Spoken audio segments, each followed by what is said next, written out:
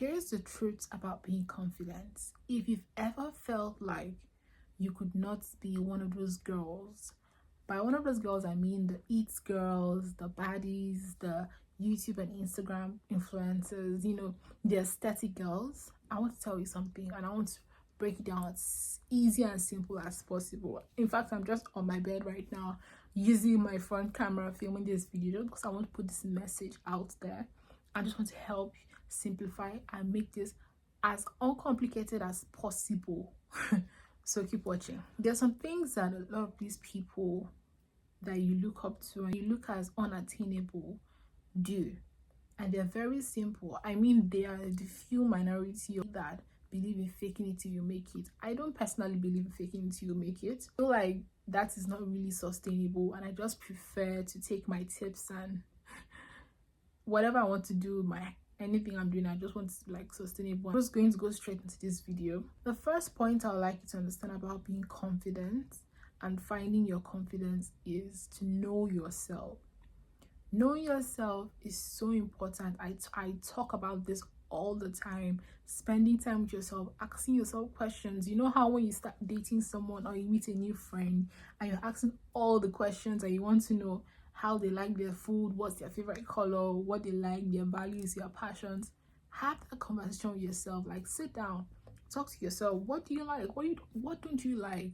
What are your red flags, your green flags? What are the things that you can compromise on, things that you don't compromise on? What are your values? What do you stand for as a person?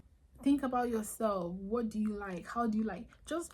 I always recommend people, and I always tell people about just staring at yourself in the mirror, just like bare face, have a bath, have a shower, put on comfortable clothes and just look at yourself in the mirror. Look at your face without the filters, without the Instagram filters, without whatever, and just love on yourself and love all your unique and different features that you have, and just admire them. Because the interesting thing about the world is that a couple of years ago, I didn't really see the what would I call it now, the enticement of big foreheaded girls, right?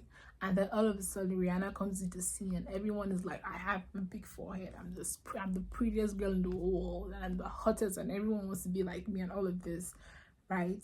So things like that, if you love yourself, when things like that come about, you're not going to be phased because you've already loved yourself and you already spent the time in getting to know yourself. Some people tend to refer to this time as meditation and mindfulness time, whatever you want to call it, your yoga time, your early morning coffee time, whatever it is. Just sit down with yourself and have conversations and just enjoy your company and find the fun things. Because the crazy thing about life is that some attributes that you have that you really want to change, as it's so weird that sometimes you meet someone with those same attributes and that's the interesting thing you find about them, and you're so intrigued and you're like, oh my god, this is so amazing, you're so this, you're so that.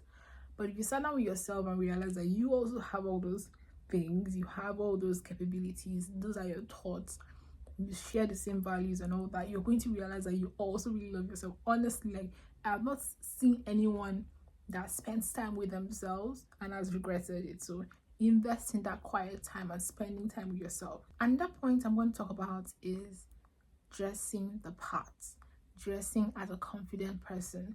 Now, some people always get this confused, thinking that this means you need to be the most stylish person, you need to be the most good looking, you have to have the flyest style, the flyest clothes, you have to have all the colors and the color wheel in your closet or whatever. But no, like, just when you spend time with yourself, realize what's comfortable for you, what you like. You start trying different things. Okay, how do I like to style my hair? How do I like my makeup? Do I prefer myself without makeup? You're also investing in your hygiene. How do I like to smell? I know some people like oud smells, some people like fruity gourmet smells. Like, what do you like? Spending time with yourself, you start trying different things. Okay, you start drawing inspirations, you start finding people that like the same similar things that you like, and you're like, do I like that? Maybe I want to try that, maybe I don't want to try that. Like, would I enjoy that? Okay, let's discover. You know that in that discovering process, it's not you copying anyone. It's just you trying to say, oh, do I like this? Oh, I don't like this. Okay, fine, moving on to the next. Very important, once you dress the part, you dress your comfy clothes, whatever your style is, baggy clothes and the comfy, you know, sports wears and the joggers and all of that. Let's take for example like Thames. When she came into the scene, like she used to wear big clothes and all that, and she still was looking like a very, very confident lady. Like she never looked or came across as intimidated or shy or whatever. She just always kind of still exude like confidence even in her clothes, but the way she chooses to wear it, I think that's really, really important. When you know yourself, you know your style, you dress the part, you just dress like a confident person and you move like that. I also talk about something that I personally found very useful for me, because when I think about it, I used to be quite a shy child, but over the years I've really, really changed. And one thing that I realized that flipped the switch for me essentially was picking a niche. Just picking a skill, picking something that I was so confident, I just learned it so well, that I knew it so well, that if you called me in the middle of the night to talk about it, I could do a 1 hour presentation on that. And that really, really works. In some of my public speaking classes, they've spoken about how competence breeds confidence, and it's so true. It's also true, because once you know something and you're so confident in that and you're doing a lot of talking about it, like you just come off as more confident, more knowledgeable, because you spent all this time learning a skill, mastering something. You could either pick, you want to do like, maybe you want to do hair, you want to do makeup, you want to make sure that your makeup is perfect, you want to make sure, maybe you want to be a fashion person, you want to make sure that you know how to mix all the amazing colors that showcase your amazing features, you know, your undertones and all of that.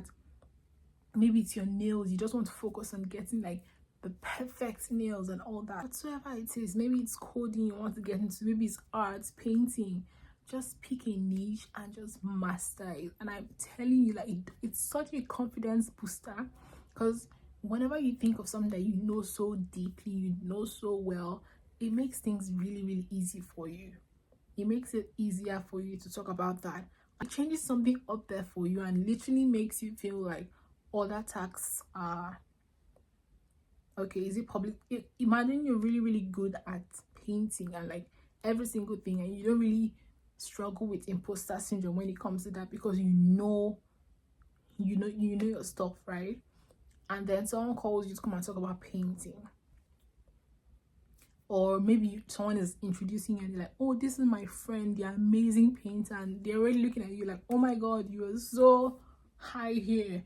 And maybe you've had imposter syndrome. That is such a good boost for you, and that is just a foundation for confidence, because now when people look at you, they look at you as an authority. It's so important for you to pick something you're so good at and just study it and just get better and better and better. Now, I don't want to drag this video for too long, but there's also something that from my personal experience has really, really worked. Always look for how you can help someone or make their lives better. You know, I don't remember who exactly says this, but there's a saying that says that we achieve our goals by helping other people achieve theirs. So useful. Imagine you're a salesperson, you're trying to sell a dress to someone. You know that you need to hit a sales target, but at the same time, this person is in this store because they're trying to find the perfect dress for them. By the time you help them find that perfect dress that works for them, that hits all the checklists for them, you've also hit your goal of meeting your sales targets for that day. Like, there is such a power, like that's why we have communities in the world. There's such a power in helping your neighbor, helping other people. It's such a confidence booster.